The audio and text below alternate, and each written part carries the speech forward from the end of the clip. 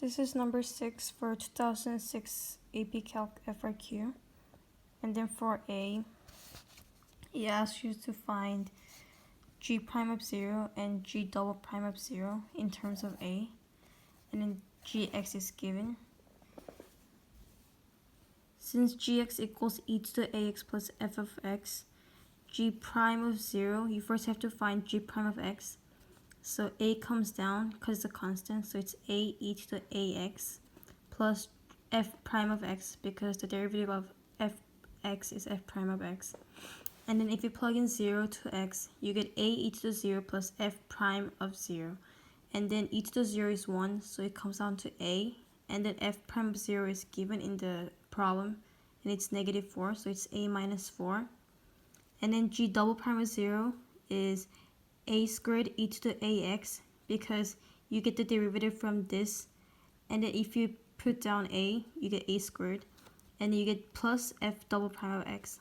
And then if you plug in 0, you get a squared e to the 0 plus f double prime of 0.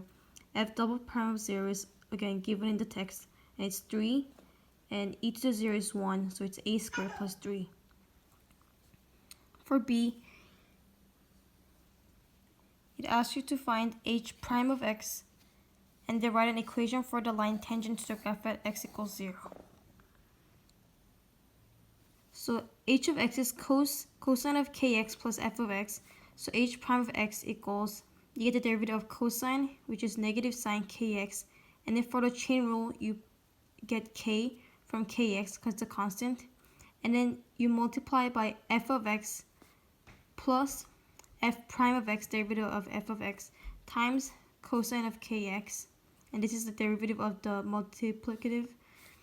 And then if you plug in 0 to h prime of x, you get negative sine 0 times k times f of 0 plus f prime of 0 times cosine of 0. Cosine of 0 is 1, f prime of 0 is negative 4, f of 0 is 2. Since you get, and then negative sine of 0 is 0. So for this part, you get cleared out because it's 0. And then if you multiply negative 4 to 1, it's negative 4. So if you make the equation tangent to the line, you get negative 4 as the slope and plus 2. So it's negative 4x plus 2.